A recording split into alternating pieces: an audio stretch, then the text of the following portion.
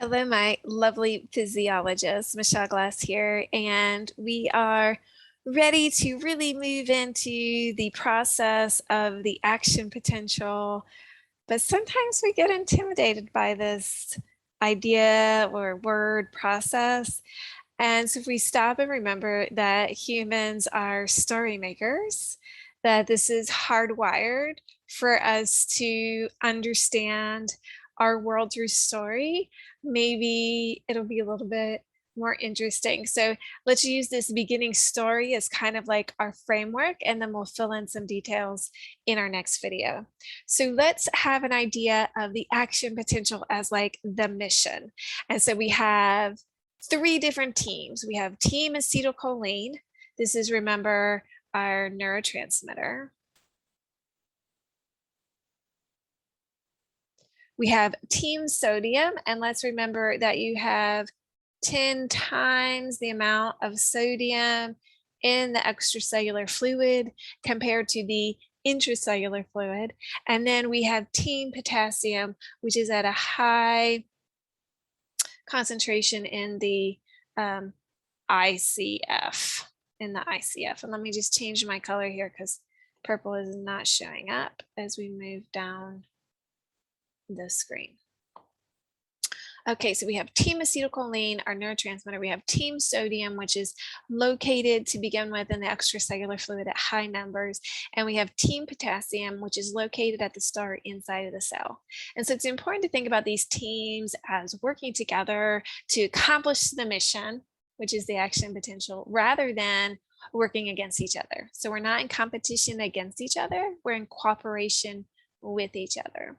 And notice that I have divided our team sodium up into two parts. So we have like team A, and then we have team B.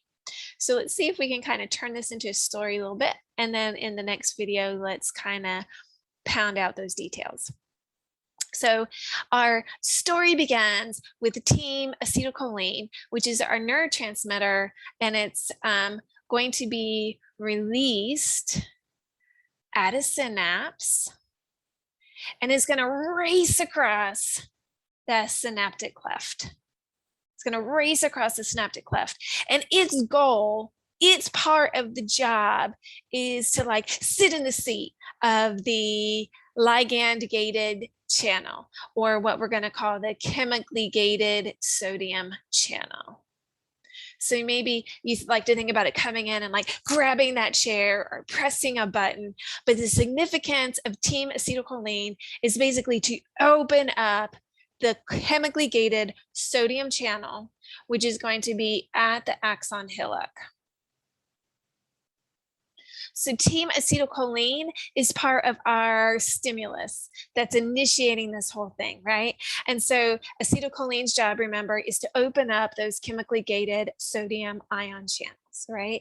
And so as soon as acetylcholine has like landed in the seat or pressed the button, whatever analogy you want to use there, that's when team sodium comes into play. And there's two team sodiums, right? There's team A and there's team B, and team A comes in first. So team A is going to enter the cell via those chemically gated sodium ion channels. Thank you, acetylcholine. And as soon as you get team A coming in through that channel, that then opens up the voltage gated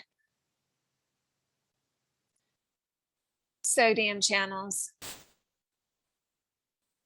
And so it's like as soon as you get like team A coming in, then you're allowed to have team B coming in.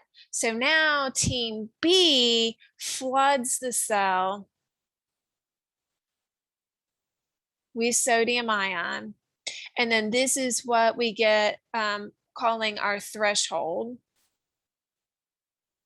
This is what we're going to see as the start,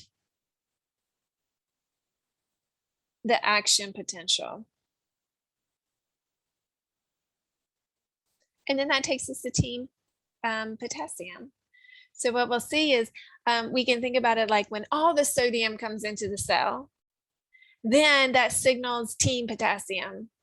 So when team B floods in, that starts our action potential, but it also leads to the opening of voltage gated potassium channels. And then we'll see team potassium is going to leave the cell, and it's going to be responsible for what's called repolarization and hyperpolarization. And then that's the end of our action potential. So here's our story. Okay, so we have a mission. The mission is to get our action potential. And the story starts with team acetylcholine, which is our neurotransmitter. And team acetylcholine is going to be released at the synapse. It's going to race across the synaptic cleft. And I'm going to say, jump in the seat, which is the chemically gated sodium channel. And that's at the axon hillock. And that's going to then allow us to go to team sodium. As soon as those chemically gated sodium channels are open, that's the signal for team sodium part A, team A to rush in. As soon as you get all of that initial group of team A in, they're going to be the ones that open up the voltage gated sodium channels. As soon as you get the voltage gated sodium channels in, like now team B can flood the cell. And so all of that sodium has come in, flooded the cell. The cell is then at its action potential. And ultimately this triggers the opening of the voltage gated potassium channel. And this triggers the last part of our mission. So as soon as we have the voltage gated potassium channels open, team potassium leaves the cell. That's going to go through what's called repolarization, hyperpolarization, and that finishes the action potential. So acetylcholine leads to the movement of sodium. The movement of sodium leads to the movement, let's say acetylcholine leads to the movement of sodium into the cell. Movement of sodium into the cell leads to the movement of potassium out of the cell. And that is mission accomplished. Stay tuned for some more details. And as always, take care of yourselves and each other.